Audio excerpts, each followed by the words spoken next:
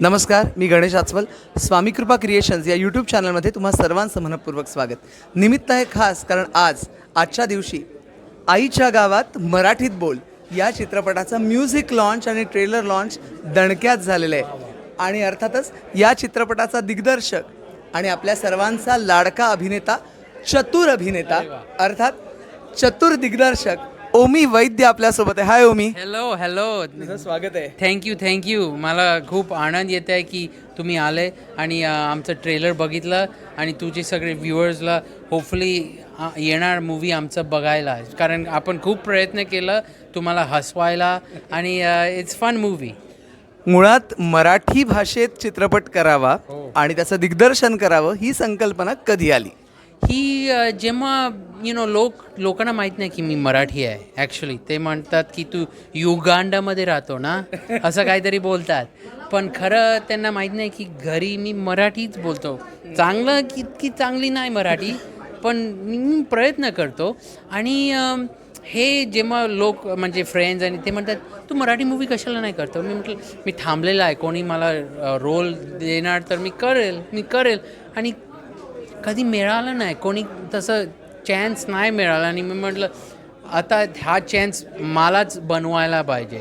तर मी एक चांगलं स्टोरी केलं आणि त्याच्यानंतर एकदम फॅन्टॅस्टिक कलाकार सगळे, कॅमेरामॅन सगळे छान घेतले आणि आपण एक मूवी आता बाहेर काढतात आहे. तू मगाशी बोलताना म्हणालास की या क्षेत्रात येताना त्याचा अभ्यास करणं हे खूप महत्त्वाचं असतं. You have to study very well. Definitely. त्याच्याबद्दल काय? मी ॲक्च्युली लोकांना माहीत नाही की मी NYU best film school US मी 3-4 वर्ष शिकलेला आहे. मी एडिटिंग, कॅमेरा, मी शॉर्ट फिल्म्स पण फिल्म फेस्टिवल्समध्ये गेले. आणि मी त्याच्यानंतर मला काम मिळालं एडिटिंगचं. मी 5 एडिटिंग मूवी, एकदम फालतू मूवीज होते, पण तिथून मी शिकलं कसं चांगलं मूवी करायचं. आणि हे मी सगळं शिकून मी म्हटलं की एक दिवस मला मिळणार तो चान्स डिरेक्टर करायला. तर मी खूप स्क्रिप्ट्स पण लिहिले. ते स्क्रिप्ट्स पण कोणाला काय कधी फिक्स नाही झालं, पण नंतर हे एक नवीन मराठी मूवी आलं, लिहिलेलं आहे आणि नंतर सगळ्यांना आवडलं ते. सो आम्ही ते बनवलं. नवीन वर्षाच्या निमित्ताने आमच्या प्रेक्षकांना काय सांगशील, काय संकल्प केलास?